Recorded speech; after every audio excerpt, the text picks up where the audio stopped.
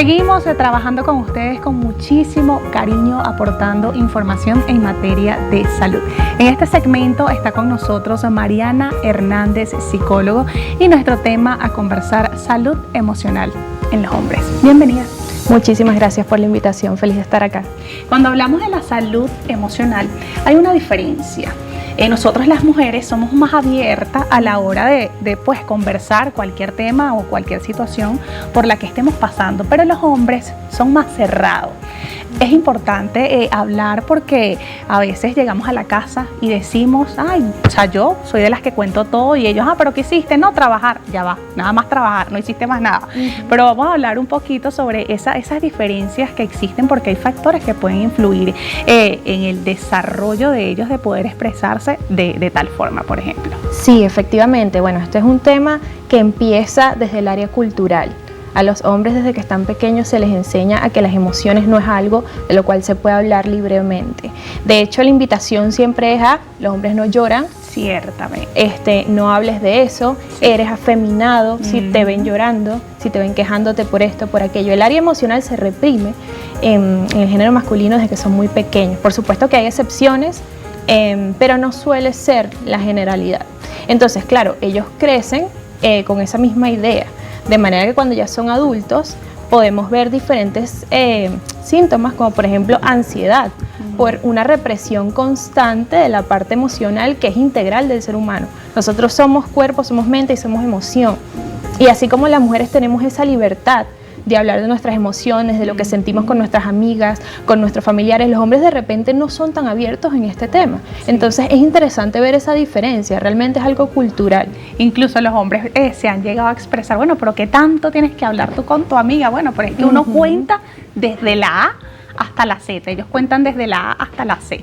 Correcto, correcto. Realmente hay una diferencia muy significativa y eso se ve en consultas, si supieras. Son hombres que pueden llegar a decirte a ti como psicólogo: mira, en realidad tengo mucha dificultad para expresarme, para hablar de mis sentimientos, en casa de repente no soy feliz y no lo puedo expresar.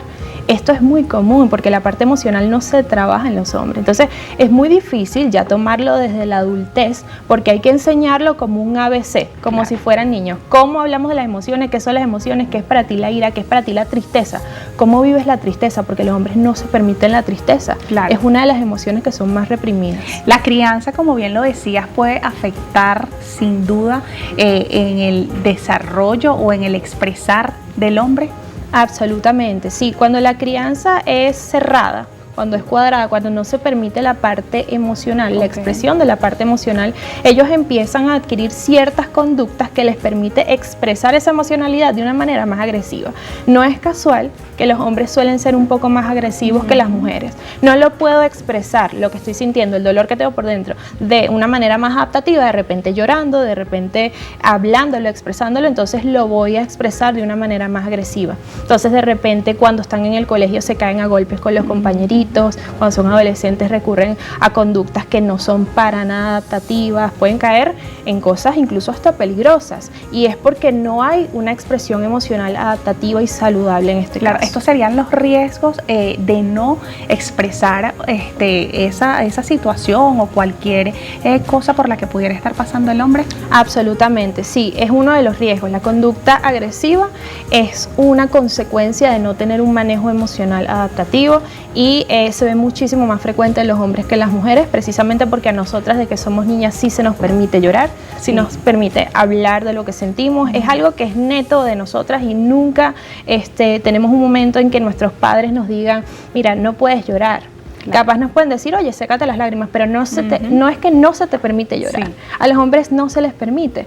Y yo creo que ya que estamos un poco más avanzados en la sociedad, es importante hacer un llamado siempre a esos padres que tienen niños pequeños a que les permitan expresarse de esa manera, porque a la larga siempre va a tener un resultado mucho más positivo. En consulta, vamos a irnos a consulta, porque ahí es donde mayormente se ven los casos. Sí, asisten a consulta los hombres por esta manifestación, por el no poder, el no sentir esas ganas de poder expresarse. Sí, sí es algo bastante frecuente, especialmente cuando ya hay un pico de crisis. porque no es usual que lo hagan porque sí, porque quiero aprender. Pero cuando hay un tema de crisis, por ejemplo, ante una separación, ante algún caso donde realmente se ve afectada su parte emocional, ellos dicen, necesito ayuda, porque y sobre me todo doy en cuenta. Estos tiempos donde los índices de divorcio aumentaron, bueno, significativamente, hay que decirlo. Sí. Y efectivamente, pues allí en estos puntos de crisis, ellos acuden a consulta buscando herramientas que de repente debieron haber adquirido hace mucho tiempo en la infancia y en la adolescencia, herramientas de adaptación emocional. Entonces, como te mencionaba, hay que enseñárselos como un ABC, cómo manejamos esas emociones de manera adaptativa y cómo puedes lidiar con esa situación en casa o en el ámbito del trabajo o con tus hijos, porque también esas enseñanzas la pueden pasar a los hijos. Ciertamente.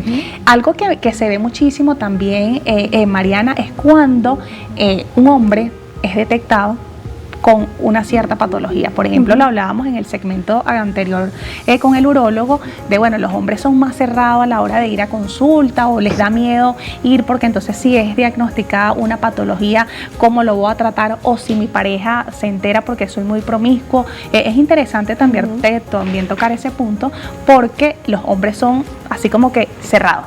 O sea, me detectaron una enfermedad y ahora como que el mundo se me acabó, se me vino encima. Sí, para ellos, de hecho suele ser algo muy común que se mencione, para ellos es como si se hubiera acabado el mundo cuando los diagnostican con una enfermedad. O sea, para un hombre el estar enfermo es una crisis significativa y no es casual, tiene que ver con lo que estamos hablando. Precisamente ellos cuando tienen miedo, cuando tienen tristeza, cuando se sienten en una gran preocupación, les cuesta muchísimo expresarlo. Entonces esas emociones se las comen, las empiezan a reprimir y las empiezan a manifestar de una manera muchísimo más desadaptativa que si tuvieran ese manejo emocional importante como para expresarlo. Mira, me estoy sintiendo de esta y esta forma, tengo miedo.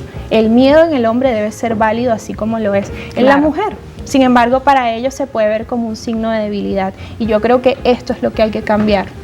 ¿Cuáles son esas herramientas que podemos regalar en estos minuticos a modo de orientar, de concientizar a ese hombre que puede estar pasando por una situación similar, bien sea divorcio o porque el hijo emigró y se quedó solo o porque tuvo el fallecimiento de algún familiar? Y es importante brindar estas recomendaciones para ayudar a esa persona, pero no dejar a un lado la consulta al especialista. Absolutamente. Mira, una de las herramientas que yo recomiendo muchísimo en consulta es un diario emocional. El llevar un diario de cuáles son esas emociones que están surgiendo día a día, que usualmente no sueles comentar con nadie, ya sea por miedo o por preocupación. Entonces, como no lo quieres comentar con otras personas, toma un diario. O incluso sirve una nota en tu celular. Lo importante es que lleves un registro de qué es lo que estás sintiendo. Hoy de repente tuve muchísima tristeza porque extrañaba a mi hijo que se fue del país. Así poco a poco vas a ir expresando, incluso si sea de una manera física o digital, qué es lo que está ocurriendo. Y tú mismo vas a ir entendiendo más cuáles son tus emociones. Si tienes la capacidad de tener una persona de confianza, apóyate muchísimo en esas redes. Ten la apertura de abrirte. Sí, decir, bueno, ok, estoy sintiendo esto, te lo puedo comentar, me está pasando esto. Yo creo que apoyarnos siempre va a ser una buena herramienta. Sin embargo, como te comentaba, no muchos hombres tienen la capacidad emocional para hacerlo. Y por supuesto, en tercera instancia, siempre está el profesional de la psicología, que va a ser siempre un apoyo esencial para este tipo de casos. A ver, el no expresarse, en el caso de los hombres, Mariana, puede llevar a un estado de pánico, de ansiedad, de estrés, por ejemplo. Sí, absolutamente. Tiene repercusiones psicológicas significativas. Ansiedad es una de las principales. Hombres ansiosos y que tienen esos rasgos ansiosos como conducta toda la vida. Porque no aprenden a manejar sus emociones y la parte sentimental de una forma que les permita, digamos, drenar y expresar y de alguna manera liberar también la tensión emocional. A diferencia de las mujeres, porque las mujeres, bueno, uno se mete en Google, uno busca ahí la frase de la amiga, uno busca a la amiga para expresarse, pero los hombres no, los hombres son más ansiosos y sobre todo si llevan un estilo de vida activo, como que ya va. Se limitan ahí en ese sentido. Exactamente, sí, es muy muy común. Entonces la ansiedad y el estrés es muy común en los hombres, a pesar de que ellos no lo admiten, suelen no admitirlo, pero está allí. Y eso se ve muchísimo en consulta, es un tema latente, por eso la invitación siempre es a aceptar nuestra parte emocional, seas hombre o mujer, somos seres humanos, la parte emocional es parte de nosotros, claro. Negarlo, reprimirlo solamente va a tener consecuencias en ti mismo, no en los demás. La depresión también, sobre todo en estos tiempos de pandemia, de COVID-19, donde nos tocó estar encerrados en casa, el no poder llevar ese mismo estilo de vida que llevábamos antes, que éramos muy activos. En el caso de los hombres los limitó mucho, bueno, muchos de ellos también tuvieron familiares que fallecieron y esto los llevó a un estado de depresión que es más difícil manejar, Mariana. Sí, la depresión, los cuadros clínicos de depresión siempre son una de las patologías más difíciles de manejar, efectivamente porque te confronta contigo mismo y tienes que darte cuenta de que hay algo que no está bien. De repente, uno de los síntomas más clásicos, no me quiero parar de la cama, no tengo motivación, las cosas que antes me generaban placer ya no, claro. Estoy perdiendo todas mis actividades y no entiendo por qué. No quiero salir, estoy deprimido. Para nada. Pasa mucho y ellos pueden atribuirlos a estoy teniendo un mal día, una mala racha y no se detienen a pensar qué es lo que está pasando realmente, porque un cambio emocional de esa magnitud no es normal. Lo que pasa es que lo normalizan y lo hacen parte de su rutina diaria. Y ahí es cuando caemos en la normalización de la patología, que es muy significativo, pasa muchísimo y trae consecuencias a largo plazo. Claro. Mariana, agradecida por tu participación. Ya para finalizar, me gustaría que dieras esos breves consejos, esos signos de alarma para que los hombres digan, bueno, a mí me está pasando esto, tengo que ir a consultar. Claro, es importante que si ustedes están en casa y se están dando cuenta que hay cambios emocionales significativos, si por ejemplo les cuesta dormir, si tienen insomnio, si tienen falta de apetito, si ya no se encuentran motivados con la vida y hay algo que está mal, porque uno siempre sabe cuando algo está mal, es importante recurrir a la ayuda profesional. Si es algo que no pueden manejar ustedes mismos, si es algo que sienten que les faltan las herramientas, no está para nada mal pedir ayuda. Yo creo que es algo que más bien nos puede prevenir consecuencias peores a largo plazo o estados patológicos que realmente sean graves y que puedan caer en crisis psicológica, que es lo que siempre se quiere evitar. Por eso siempre se insta a las personas a utilizar el psicólogo también como prevención.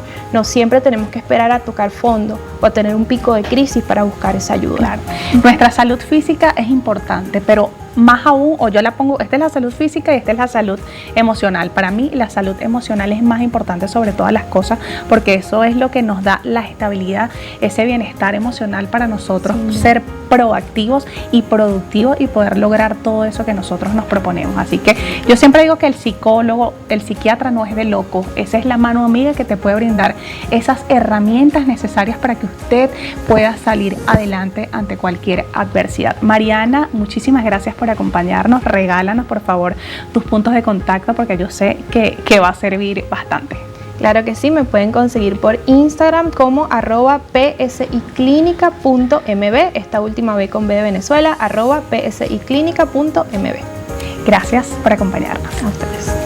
Amigos, nuevamente nos corresponde irnos a un pequeño corte, pero al regreso, en la sección Activa tu Cuerpo, Carolina Cohen, dermatólogo, estará hablando de esta afección en la piel, psoriasis, cuáles son los síntomas, causas, diagnóstico y tratamiento. Unos minutos, pero volvemos enseguida.